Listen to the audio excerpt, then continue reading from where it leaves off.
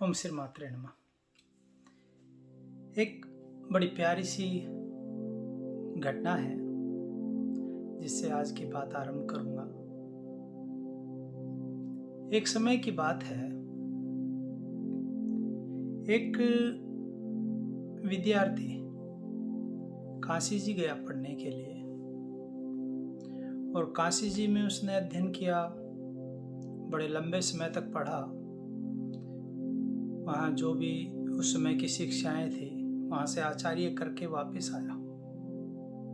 काशी जी से आचार्य करने के बाद उसको लगा उसने बहुत पढ़ लिया, बड़ा विद्वान बन गया और वास्तव में भी अच्छा विद्वान था। वह विद्यार्थी अच्छा विद्वान बना, लगन से पढ़ाई की तो आकर के जैसे अपने पिताजी के पास पहुंचा, पिताजी को प्रणाम किया और सारी बात हुई। उस विद्यार्थी के पिताश्री भी बड़े अच्छे विद्वान थे। उन्होंने पूछा, अच्छा बेटा तुमने सब कुछ पढ़ा, ये बताओ पाप का बाप कौन है।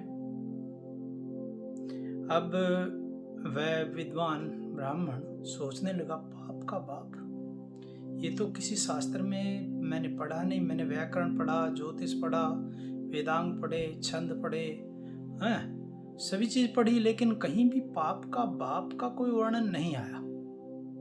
तो मन में बड़ा एक प्रकार से उसको ग्लानि का भाव महसूस हुआ कि मैंने इतना अध्ययन किया, सब कुछ किया और मुझे इसका पता नहीं चला।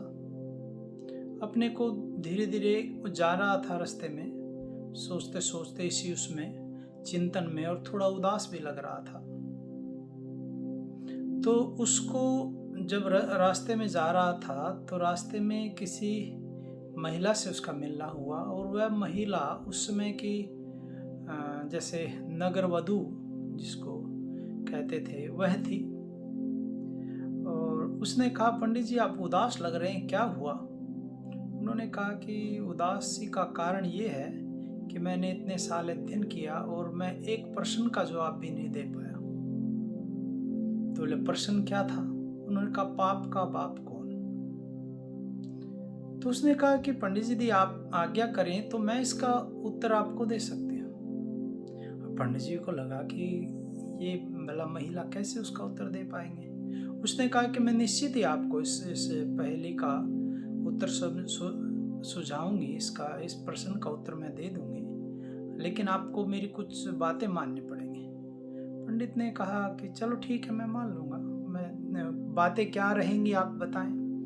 बोले देखिए, आपको एक तो मेरे पास में रहना पड़ेगा।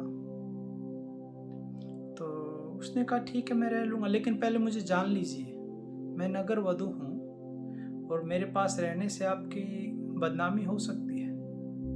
तो उसने कहा नहीं नहीं नहीं नहीं, फिर मैं नहीं रहूँगा। देखिए आपको प्रश्न का, मैं आपको एक बात बताती हूँ, आप मेरे पास आएंगे, मैं आपको एक बार मेरे पास आने के 100 स्वर्ण मुद्राएं दूंगी और आपका प्रश्न का उत्तर भी दूंगी।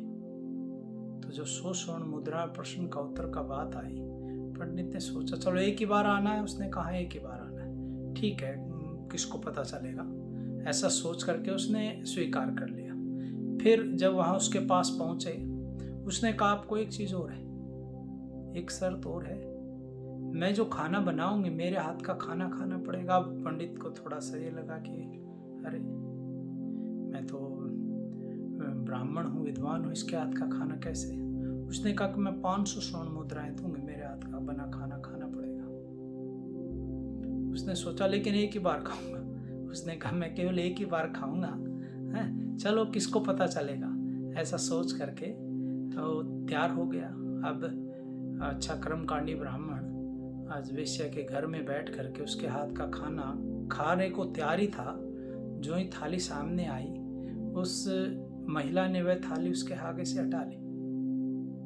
अब पंडित को गुस्सा आया। पंडित बोले ये क्या मजाक है। उसने कहा यही आपके प्रश्न का उत्तर है। आप जानना चाह रहे थे पाप का बाप कौन है, तो पाप का बाप है लालच। मनुष्य कोई भी काम करता है, बुरा काम कोई भी करता है तो लालच से करता है, तो लालच पाप कराता है। तो पाप का बाप लोभ, लोभ ही पाप का बाप है। और ये एक ऐसा आपने अपने जीवन में भी इसका अनुभव कर सकते हो। जब हम किसी चीज़ का ज़्यादा लोभ करते हैं, जब हम चाहते हैं, जब हमें ज़्यादा लोभ होता है, लोभ के कारण हम दूसरे का हिस्सा भी खाना चाहते हैं, दूसरे की चीज़ें को भी हड़पना चाहते हैं, तो लोभ ही पाप का बाप है। तो आज की इस सत्र में हम यही बताएंगे, लोभ पाप का कारक बनता है। तो लोभ मत कीजिए किसी चीज़ का, चीज़ें यहीं रह जानी है, लोभ में मत पड़िए, लोभ अच्छा नहीं है। तो इतनी बात के साथ ओम श्री मात्रे नमः।